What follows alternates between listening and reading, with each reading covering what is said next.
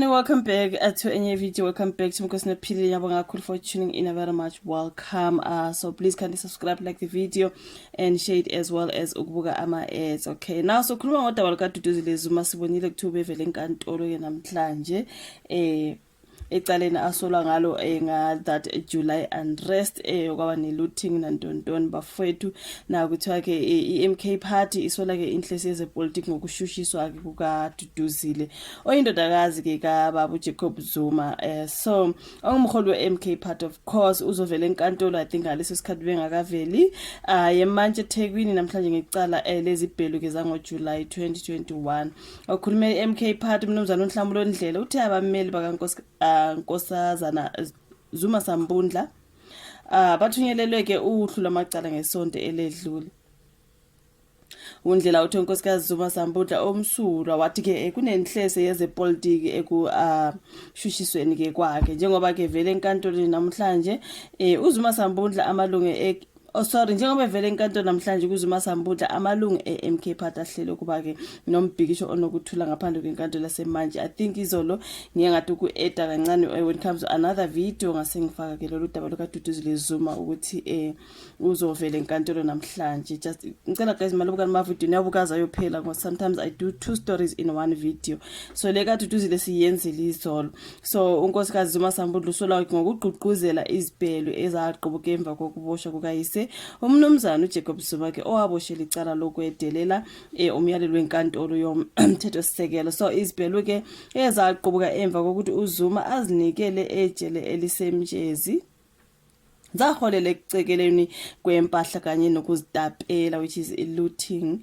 Lezi zibhelu ke zadala umonakalo ka 50 billion rands emnothweni wakuleli inqwaba yalahlekelwa ke imisebenzi kwashona abantu abangu 345 kulezi zibhelu ezahlasela kwaZulu Natal nasezingxenyeni zeGauteng. Ngesikhathi uqhubeka ke izibhelu unkosikazi Zuma Sambundla wayefaka imibhalo ezinkulu lezokuxhumana ke eyahunyushwa ngokuthi ke uncoma ababe ingxenye yezibhelu lezo. unkosikazi Zuma Sambundla wayelokhu efaka ekhasini lakhe le-Twitter izigameko ezenzeka zihambisana nombhalo othi siyanibona bese esho igama lendawo kwenzeke kuye lesemhlambe bebebhikisha Road Depot ethi siyanibona lapha Road Depot esemhlambe bebese Northcliffe athi ya siyanibona lapha eNorthcliffe okusho khona ukuthi ke okwenzekayo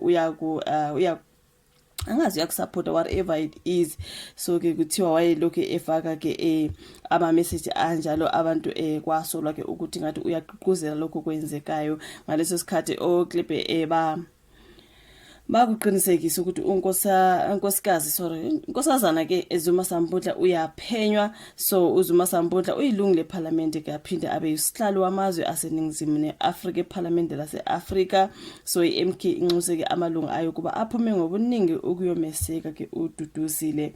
So sicela ukuba ke niqhuquzele nabanye ukuba bezokweseka uDuduzile Zuma Sambundla ozovela enkantolo ubuholi beMK party ke sifundeni sesitheku bumemezela ukuthi buzokuba ke nombhikisho nokuthula ngaphandle kwenkantolo. So ngibonile ke uDuduzile esekhoti ehleli lapha enkantolo ubaba wakhe emva kwakhe ngibonile nje all those pictures that we posted online.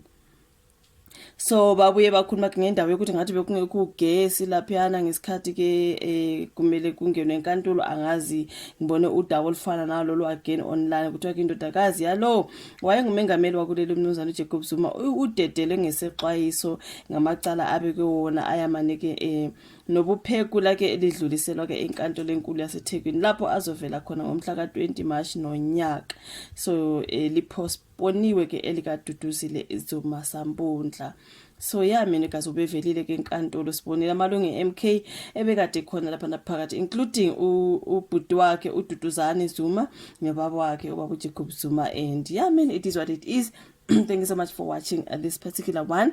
Like video, subscribe, share, faka that notification bell yakho on izokusiza ukuthi ke ube updated mangabe siyaposta. Thank you very much. Sizobonana kwenye video elandelayo. Bye.